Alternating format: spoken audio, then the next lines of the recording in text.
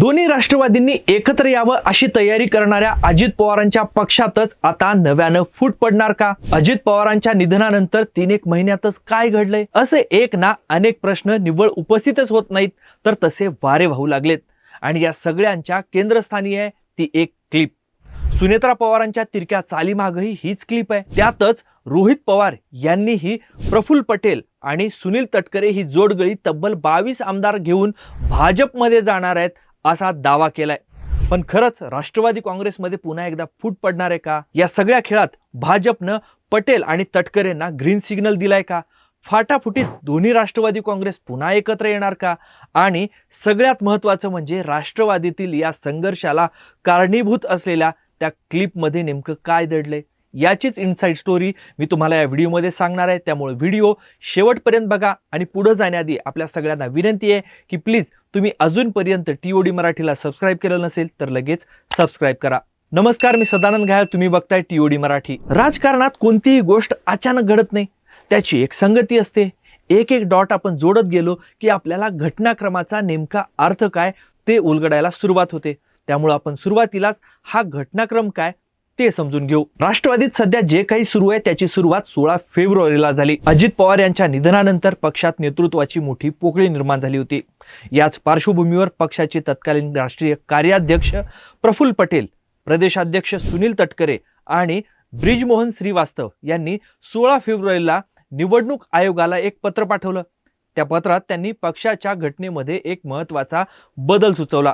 त्यानुसार राष्ट्रीय अध्यक्ष आणि राष्ट्रीय कार्याध्यक्ष हे समकक्ष म्हणजेच दोघांचे अधिकार हे समान राहतील असा बदल सांगितला. म्हणजेच अजित पवारांच्या मृत्यूनंतर अध्यक्षांशिवाय सर्व निर्णय घेण्याचे, अगदी खजिनदार नेमण्यापासूनचे सर्वाधिकार हे प्रफुल्ल पटेल यांच्याकडेच आले. हीच गोष्ट पवार कुटुंबाला खटकली.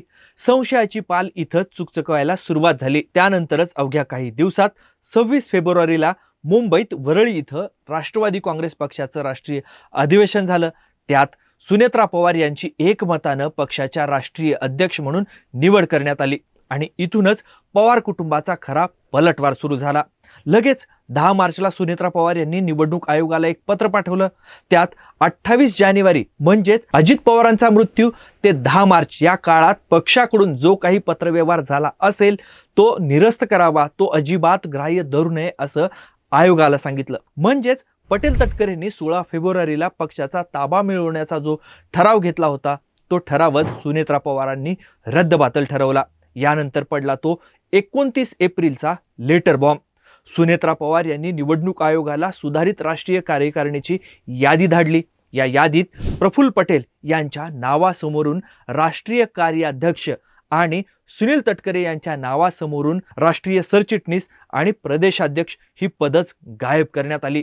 त्यांच्या नावासमोर केवळ अनुक्रमे राज्यसभेतील गटनेते आणि लोकसभेतील गटनेते एवढाच साधा उल्लेख होता. धक्कादायक बाब म्हणजे याच यादीत पार्थ पवारांच्या नावासमोर थेट पक्षाचे जनरल सेक्रेटरी म्हणजेच महासचिव असा उल्लेख होता. तर पक्षाच्या सर्व नियुक्त्यांची, पार्टी कोऑर्डिनेशनची जबाबदारी त्यांच्याकडे देण्यात आली होती. दुसरीकडे जय पवार यांना राष्ट्रीय सचिव करून त्यांच्याकडे खजिनदार पदाची, पक्षाच्या तिजोरीची चावी देण्यात आली.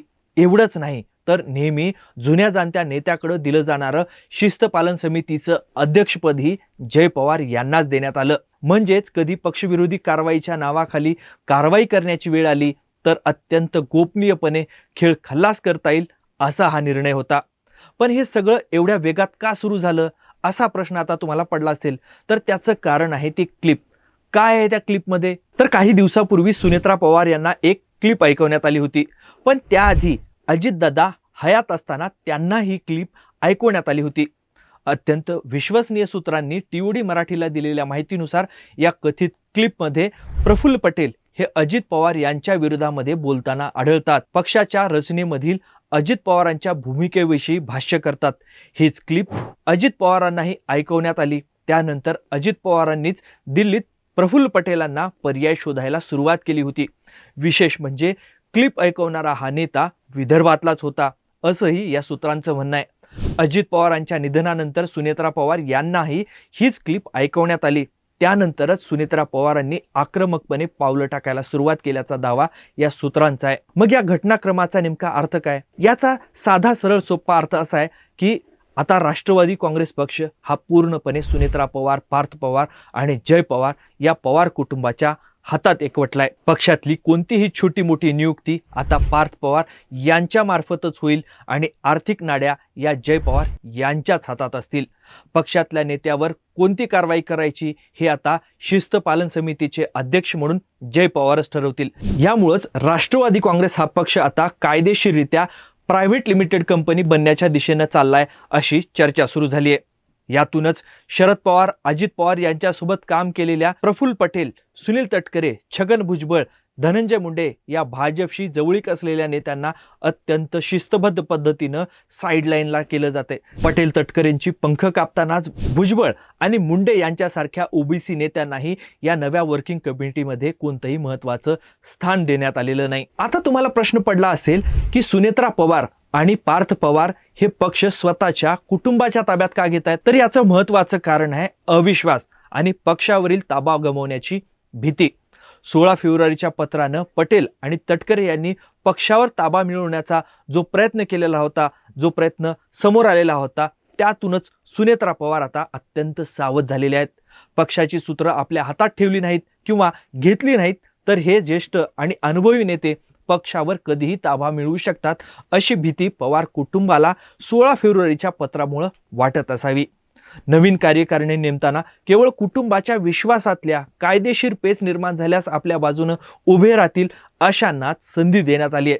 त्यामागेही पक्षातल्या मातब्बर ज्येष्ठ नेत्यांवरील अविश्वास हेच कारण असल्याचं राष्ट्रवादीतील घडामोडी कव्हर करणाऱ्या मुंबईतल्या काही ज्येष्ठ पत्रकारांचं म्हणणं आहे. आणि राजकारणात पुढे काय वाढून ठेवलंय हे कुणालाच माहीत नसतं. महाराष्ट्रात शिवसेना, राष्ट्रवादी काँग्रेस या दोन प्रादेशिक पक्षात फाटाफूट झाली, फूट पडली. शरद पवार यांच्यासारख्या मातब्बर नेत्याच्या हातातून पक्ष कायदेशीररित्या काढून घेण्यात आला. उद्या महायुतीमध्ये राष्ट्रवादी काँग्रेसला योग्य स्थान मिळालं नाही किंवा दोन्ही राष्ट्रवादी एकत्र येण्याची वेळ आली तर पक्षाची सर्व कायदेशीर सूत्र आणि अधिकार दुसऱ्या कुणाच्याही हातात न राहता ती थेट पवार कुटुंबाकडेच असावीत. यासाठीच ही अत्यंत विचारपूर्वक खबरदारी घेतली गेली आहे असंही म्हटलं जाते. मग दोन्ही राष्ट्रवादीचं विलीनीकरण होणार आहे का? तुम्हाला आठवत असेल की अजित पवार हयात असताना दोन्ही राष्ट्रवादी काँग्रेस एकत्र येण्याच्या चर्चा अनेकदा झाल्या. महापालिका निवडणुकीत तर दोन्ही पक्ष एकत्र भाजप विरोधामध्ये निवडणुकीच्या रिंगणात उतरले होते. त्यामुळं अजितदादांच्या निधनानंतर विलीनीकरण होईल असं म्हटलं गेलं. पण प्रफुल्ल पटेल आणि सुनील तटकरे यांचा विलीनीकरणाला विरोध असल्याचं चित्र माध्यमातून समोर आलं. आता त्याच पटेल तटकरेंची राजकीय ताकद कमी करण्याचे निर्णय झालेत.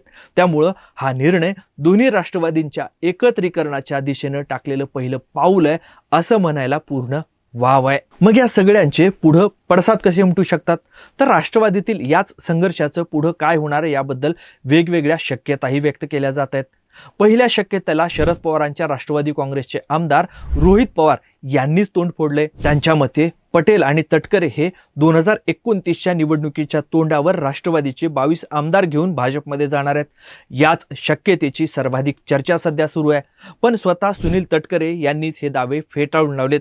पण पटेल यांची प्रतिक्रिया मात्र हा व्हिडिओ रेकॉर्ड करेपर्यंत समोर आली नव्हती. दुसऱ्या शक्यतेनुसार पवार विरोधी गट राष्ट्रवादी काँग्रेसवर ताबा मिळवेल. पण सध्या सुनेत्रा पवारांनी जी पटेल तटकरे यांना केवळ नाममात्र कार्यकारिणीत ठेवलंय त्यावरून ही शक्यता पूर्णत्वास येईल याची शक्यताच खूप कमी दिसते. पण या सगळ्यामध्ये एक मेख आहे. भाजप या सगळ्याला ग्रीन सिग्नल देणार का? कारण भाजपच्या ग्रीन सिग्नल शिवाय राष्ट्रवादीत फूट किंवा टोकाचा संघर्ष होऊ शकत नाही असा एक तर्क मांडला जातोय. त्यामागं देवेंद्र फडणवीसांनी केलेला एक विधान सांगितलं जाते.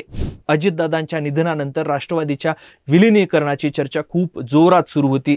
तेव्हा फडणवीसांनी राष्ट्रवादी काँग्रेस हा पक्ष आमचा मित्र पक्ष आहे, त्यामुळं आमच्याशी सल्लामसलत करूनच जो काही निर्णय आहे तो होईल असं विधान केलं होतं. तसंच भाजपची पक्षफोड्या म्हणून खूप बदनामी झाली आहे. राष्ट्रवादीत पुन्हा अशी फाटाफूट झाली तर आरोप होऊ नये म्हणून भाजपनेच हा संघर्ष उभा केल्याचंही काहींचं म्हणणं आहे. उद्या पक्षातला एखादा गट फुटलाच तर भाजप आम्ही अजित पवारांचा पक्ष फोडला नाही, त्यांच्यातच अंतर्गत दुफळी माजली होती आणि त्यातूनच हे नेते आमच्याकडे आले असा युक्तिवाद करू शकतो. म्हणजेच पाहुण्यांच्या काठीने साप मारण्यासारखी ही रणनीती आहे. आता न फोडताच राष्ट्रवादीची ताकद कमी करण्याचा इरादा यातून स्पष्ट होतो. थोडक्यात काय तर राष्ट्रवादी काँग्रेसमधील अंतर्गत संघर्ष जो काही आहे तो पूर्णपणे विकोपाला गेलाय आणि ही गोष्ट आता काही लपूनही राहिलेली नाही. सुनेत्रा पवार आणि पार्थ पवार यांनी पक्षावर पूर्ण ताबा मिळवला असला तरी जुन्या आणि दिग्गज नेत्यांना बाजूला सारल्यामुळं पक्ष फुटीच्या उंबरठ्यावर आहे, ही देखील गोष्ट आहे. त्यामुळं पटेल आणि तटकरे खरंच भाजपमध्ये जाणार का आणि पवार कुटुंबीय या सगळ्या राजकीय संकटातून कसा मार्ग काढणार हे बघावं लागणार आहे. पण तुम्हाला काय वाटतं, सुनेत्रा पवार दिग्गजांना बाजूला सारून चूक तर करत नाहीत ना? खरंच पटेल तटकरे भाजपमध्ये जातील का? फूट पडल्यास राष्ट्रवादीतले कोणते नेते भाजपमध्ये जाऊ शकतात? त्या ऑडिओ क्लिपबद्दल तुमचं मत काय?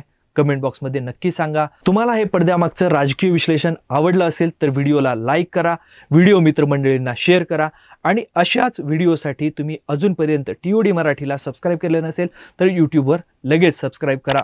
हा व्हिडिओ शेवटपर्यंत बघितल्याबद्दल आपल्या सर्वांचे खूप खूप धन्यवाद.